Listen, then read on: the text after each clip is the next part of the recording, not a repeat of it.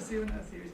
But my name's Donald Reid. I'm a lecturer here at the Media School, and I'd just like to begin the afternoon's proceedings with an acknowledgement that we are here today on Metaluna, on Palawa country, and I pay my respects to past elders and scholars, and equally to acknowledge the scholarship and leadership of today's Indigenous people. So today's speaker is Dr. Sophia State, who's recently completed her PhD examining the intersection between globalised media flows, local regulation of children's television, and mediated cultural construction of boyhood. And alongside this research, and alongside her role teaching here at the Media School this year, Sophia has held positions at University of Oita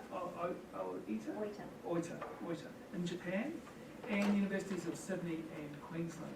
And in addition to that, she has recently returned from visiting research fellowship at the Friedrich Alexander University in Germany. So in today's seminar, Sophia is discussing the connection between television, toys, and demographic change in relation to the Japanese superhero franchise Kamen Rider. Originally, this was a television text aimed at children, but the series has been reimagined in later years and in current times as a political critique aimed at adults. And here Sophia will examine the way that the story and its merchandising it reflects political and demographic change in Japan. Thank you very much, Sophia. Thank you. Thank you.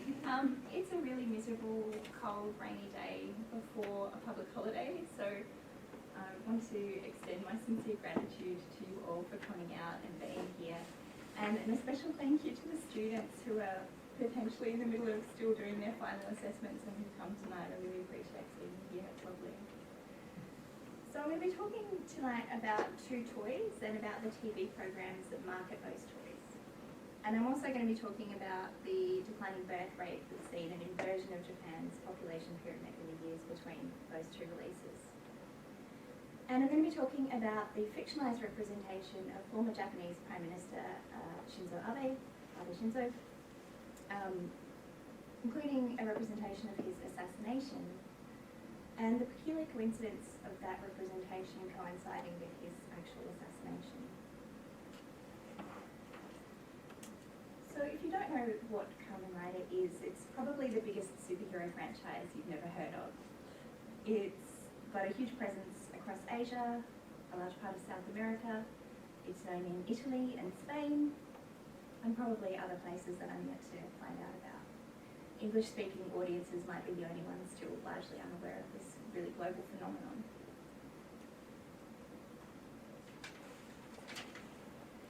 So the central text of this media franchise is a weekly television program that has a core audience of children aged between 3 and 7 years old.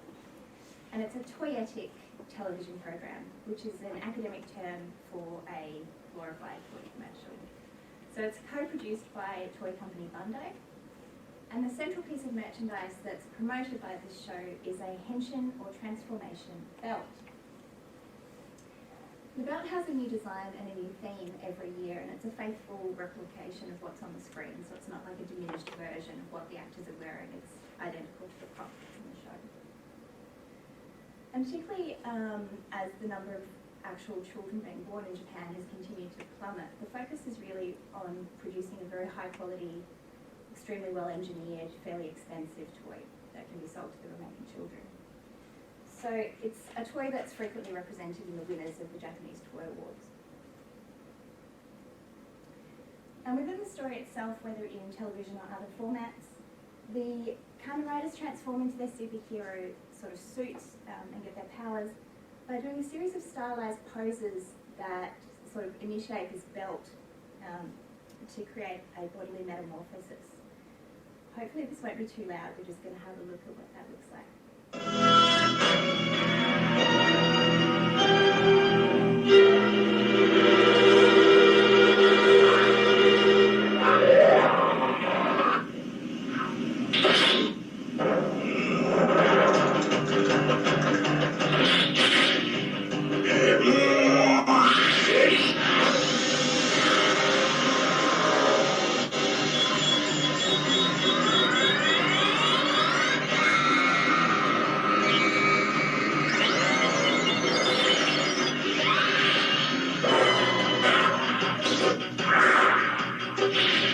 ないぞ。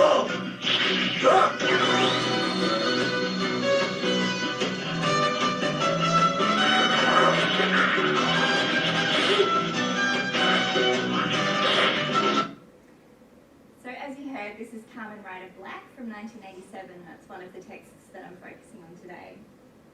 And writing about this text, Dan Allison described the henshin scene as the money shot of the show. So it's the moment that everyone's waiting for, this kind of climactic physical transformation. And there's a henshin scene in every single episode of the weekly program. So this particular season, the 1987 season, was kind of exceptionally popular. So the overall franchise is really popular, but within that, this is a really beloved text. It was on evening television in the Philippines, for example, Brazil, all over the place. A really, really popular text around the world. And I'm going to talk more about the series itself in a minute, but I just want to talk about the toy that it marketed, because it has this really quite exceptional bit of technology for 1987. So the toy belt has a light sensor in the front that reacts to a sequence of flashes that you've seen in the transformation sequence. So when the belt was held in front of the television during the transformation scene, it would react to those flashes and actually switch itself on and produce lights and sounds in synchronicity with what was happening on the television. I'm sure must have been just mind-blowing in 1987, right? And I said held, placed in front of the television, but of course kids would be wearing the belt. So they'd have the belt on and they'd be standing in front of the TV waiting for the money shot moment. And although this particular belt kind of encouraged that behaviour, it's also common with pretty much any time that children are watching Kamen Rider. So I have a photo here of my oldest son who's conveniently modelling this for me. He's got the belt on, he's got a bunch of the tie-in toys ready to play with as he's watching. And please have a good look at this picture because he charged me a $6 licensing fee. I'd like to get my money's worth.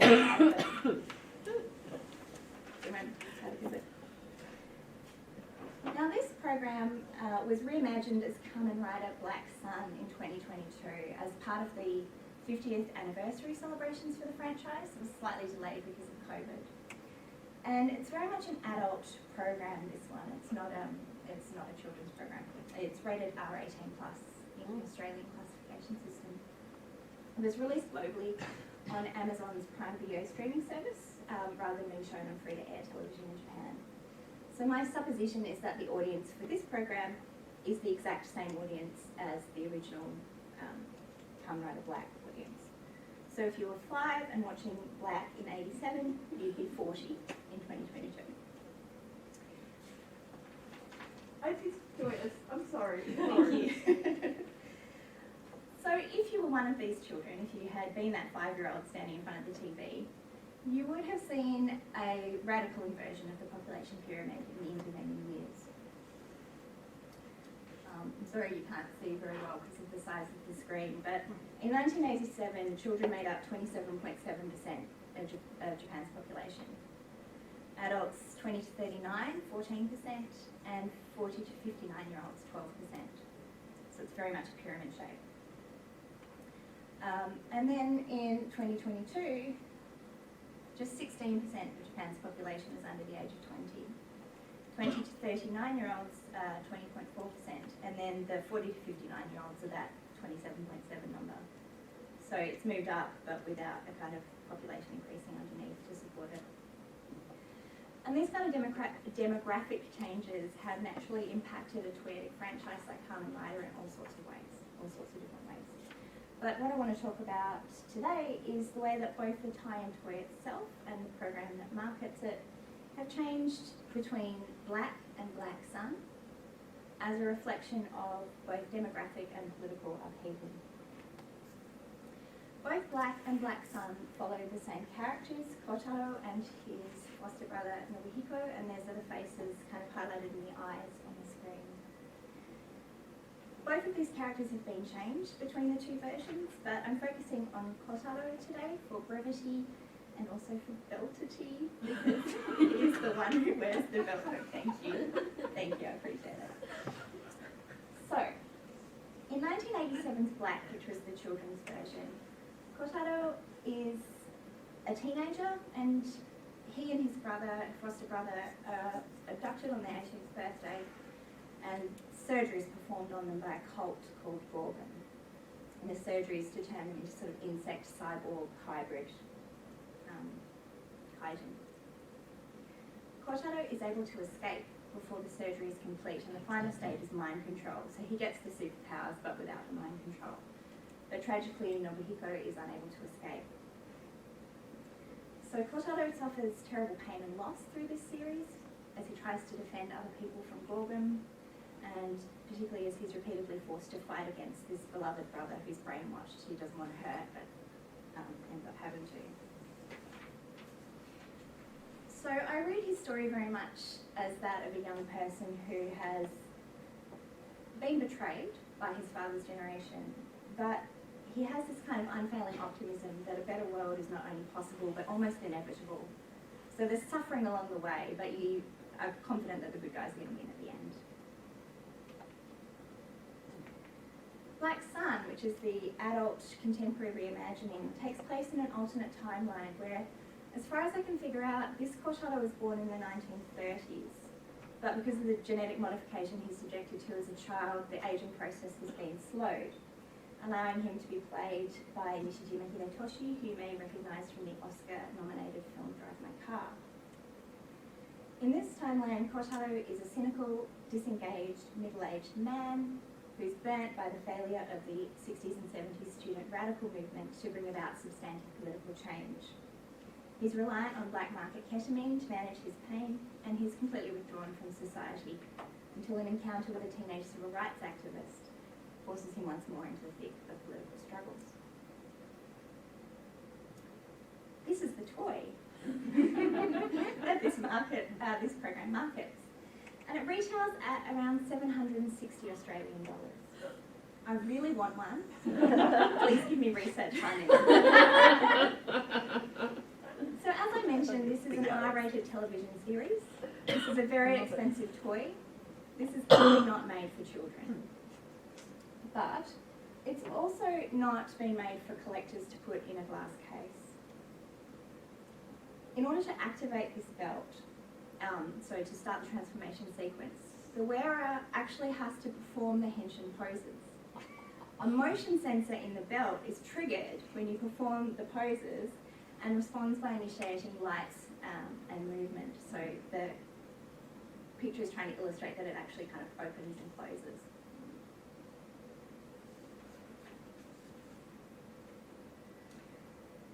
So in order to really enjoy this toy, you actually have to play with it. You can't be embarrassed. You have to really get into the idea of role-playing as a superhero. And the interactivity of it, the way that you switch it on, really requires the user to literally stand in Cortado's position. You have to become Cortado to make the belt turn on. So I'm arguing that the changed character between the two series is speaking once again to the same audience that was standing in front of the TV and identifying with this optimistic young Cortado in 1987. But things are a bit different now. So although I would argue very strongly that Black had a political message, it's certainly allegorical. He spends most of his time fighting bizarre kind of rubber-suited monsters in a fantastical defence of humanity. While in contrast, the middle-aged Cortado's enemy is the Liberal Democratic Party, or LDP, specifically Abe Shinzo's faction within the LDP, and even more specifically, the policy proposal to revise Article 9 of the Constitution, which commits the nation to pacifism. The true villains of this program are two prime ministers, the first in a 1972 flashback storyline, and the second his grandson in 2020.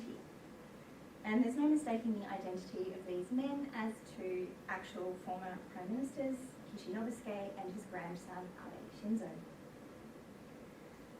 I'm going to give you a very concise plot summary, which unfortunately will contain spoilers, but I do encourage you to watch it if you're interested, because it's a really interesting program.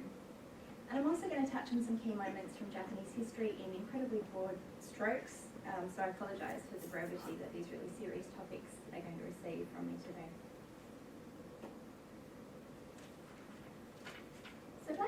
opens with a schoolgirl named Aoi giving a speech to the UN about kaijin human harmony.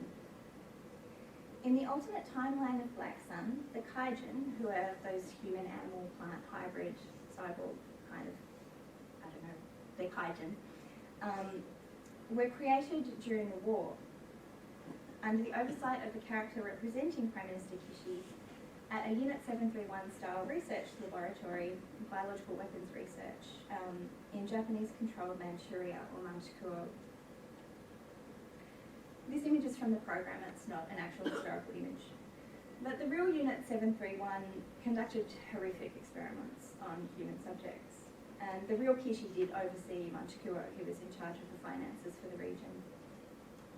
He was initially considered a Class A war criminal, but was released from prison when America's priorities in the region changed.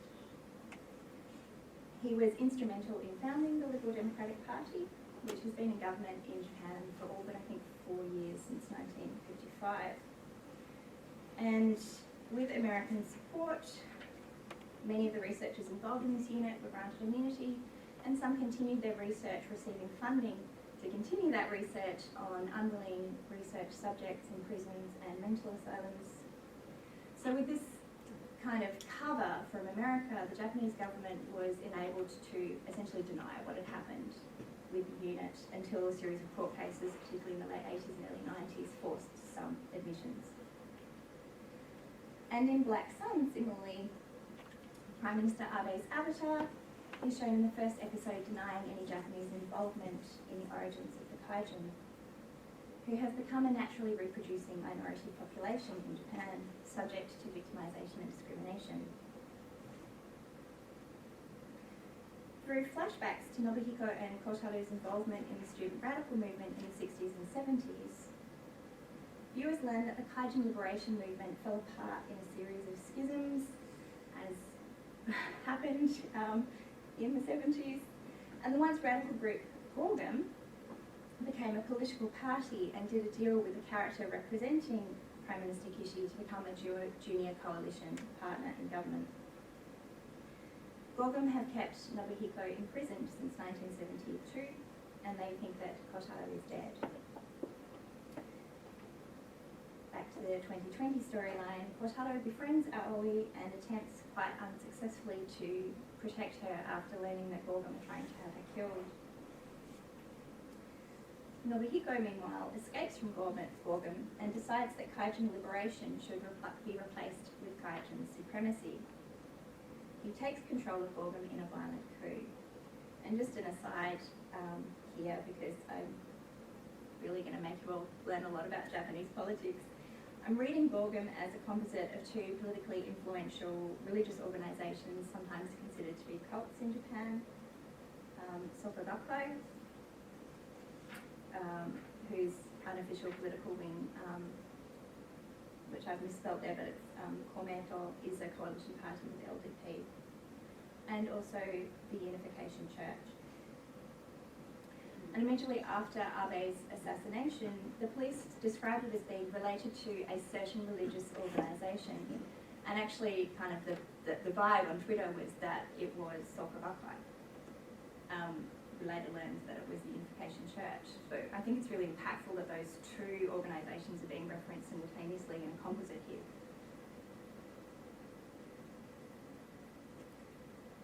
As those around Aoi are killed one by one, and she herself is eventually subjected to kaijin surgery by Gorgum, Kotaro is irresistibly drawn back into the ideological conflict and the fan-anticipated, heartbreaking final duel with Nobuhiko. Aoi reveals herself to the UN as an artificially created kaijin, proving that they did not spontaneously occur, and shares evidence about the original creation of the kaijin as part of Japan's wartime research. This is another thing I find really interesting about this show. She reveals all of the evidence, and 20 or 30 years ago, that would be the turning point in the program, and everyone would be outraged, and the day would be saved. But what happens is the LDP and Gorgum deal with the matter by dissolving Parliament, triggering an election, which is a classic LDP move, something that they have done often. never had them here. No, thank you. They take a reshuffled lineup to the election and comfortably win after having the character representing Abe assassinated. This was filmed before the assassination, a couple of months before, but the show had not been released. It was still in post-production as far as I can tell. So the decision to leave this plot point in, I find absolutely fascinating.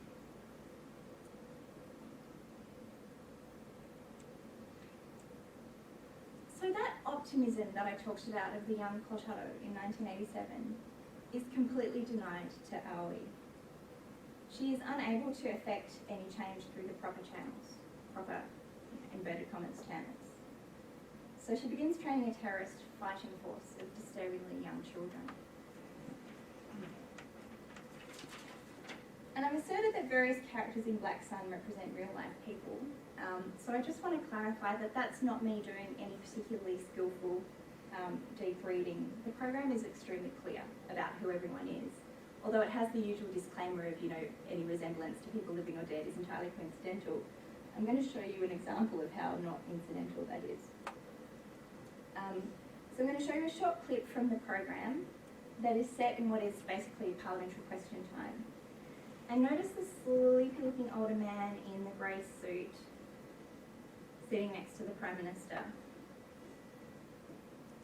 高めるどころか、自衛隊員と日本国民全体の危機を高めることになるんじゃないですか。総理ですよ、総理。総理、委員長、総理ですよ。二村勲君。総理にお答えいただきたい。総理ですよ。万が一ですね、自衛隊。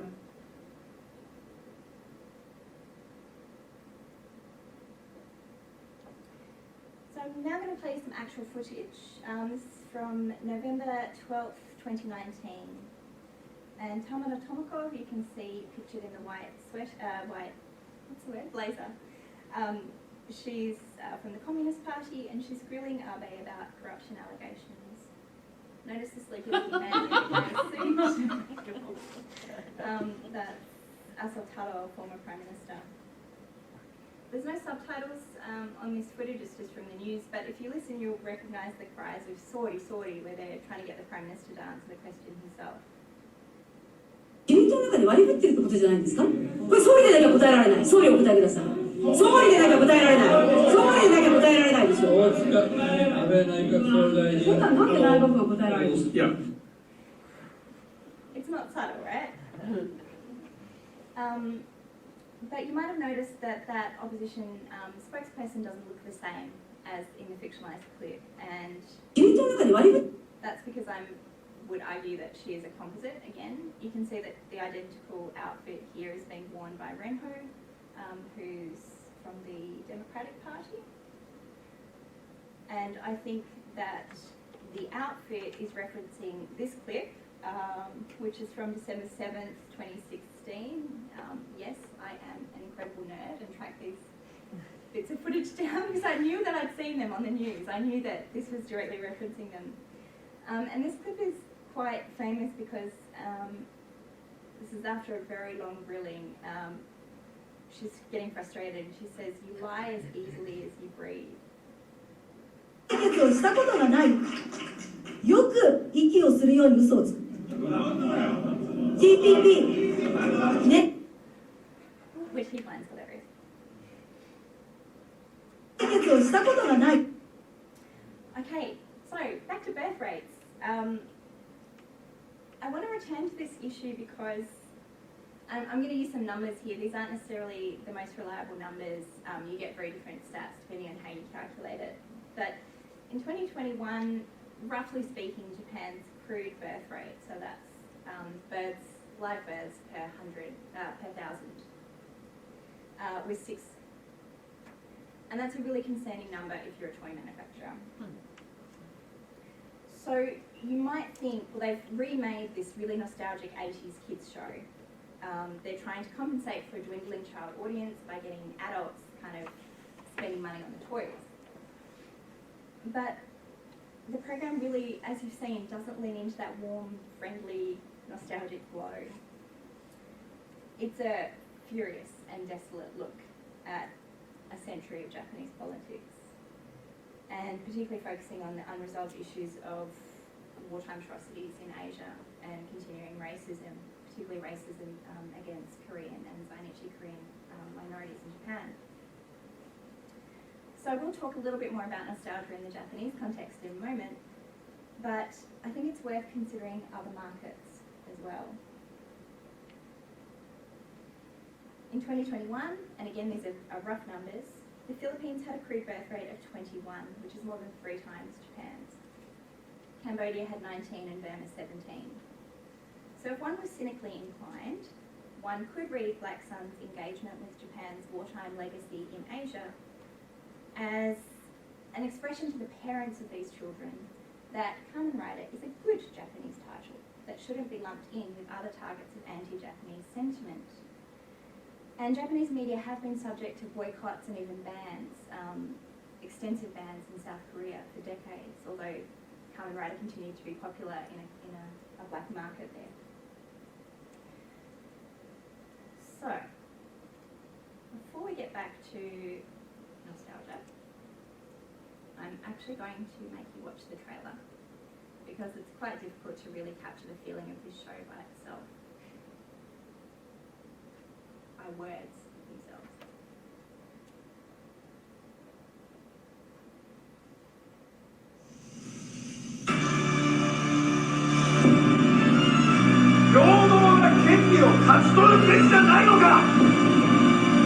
Kaijin as a human as a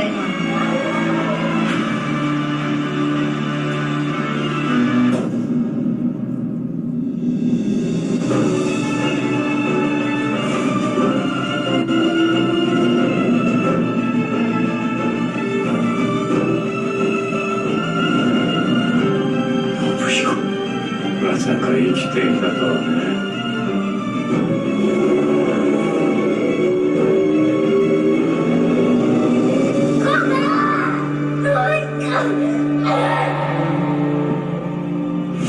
怪人にしてやる。いつ見てもしびれるな。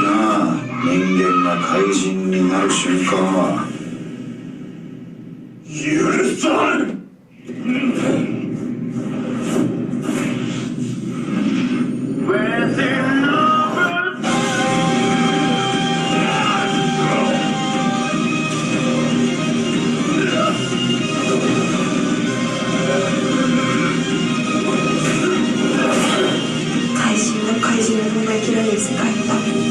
私は永遠に戦うから。前らに偽物以外の価値があるのか。怪人人間じゃないんですよ。俺たちは怪人で人間なんだよ。蘇生を俺が殺す。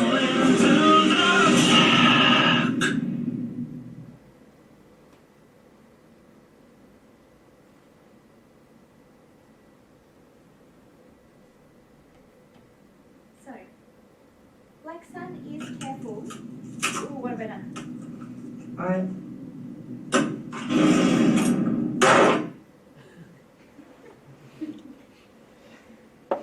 Black Sun does cater to a nostalgic audience. It uses music from the 1987 program and includes scenes and characters that have no significance in the remake whatsoever. They're just there as nostalgic fan service. So the motorbikes are an example of that, and the whale kaijin that you saw in the clip swimming is completely pointless, but very beloved from the original.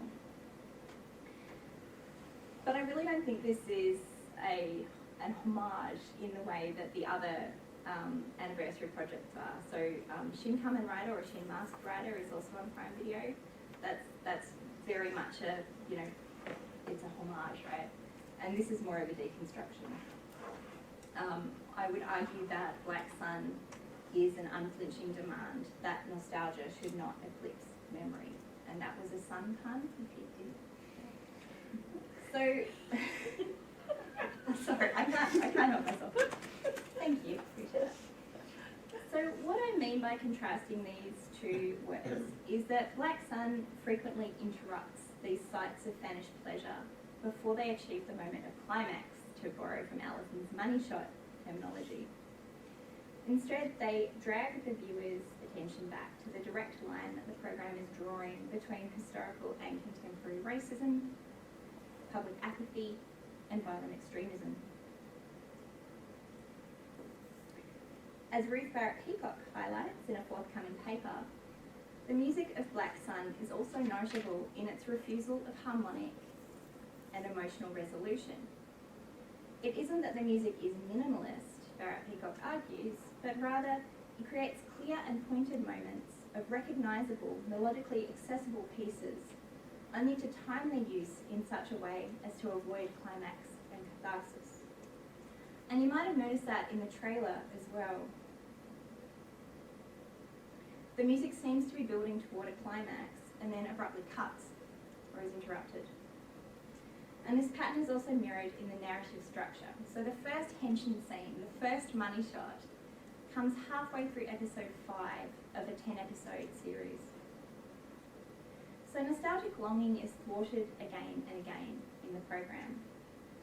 The viewer is no longer permitted to assume the viewing position of a child who can rely on a hero to come and save them.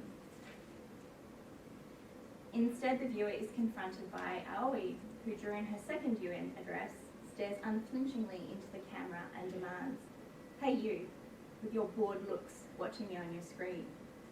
Why aren't you furious?" Young Aoi's desperate attempts at correcting the violence and injustice of the world around her is contrasted with the burned out cynicism and disengagement of Kotaro and the wider apathy of a society that pretends not to notice hate crimes happening in front of them. Low voter turnout is a major reason for the continued election of LDP governments, who are able to mobilise a handful of votes needed to make a majority through reciprocal agreements with organisations like the Unification Church. And I've talked about this program in the Japanese context and in the broader Asian context, but I also think that there is an even broader message here. The younger generation are denied political representation all over the world, whether that's through demographics, as in Japan, or the role of money as speech and intergenerational wealth inequalities in places like Australia and the US. And movements like Last Generation and Extinction Rebellion, I think, represent an increasing desperation and sense that there is really nothing left that can be lost. Black Sun addresses the disengagement and cynicism of its middle-aged audience through the design of its toy, as well as through the television narrative. It's not enough to wait for the Kamen Rider to come and save you, the program repeatedly insists to its audience. You were supposed to grow up and become the Kamen Riders. Standing in front of the TV and pretending was fine when you were 5, but you need to move now. The TV won't make the lights come on for you anymore. Get outside and do something about this mess. Don't leave the kids on the front lines alone. Because if you don't, they'll start making bombs. Thank you.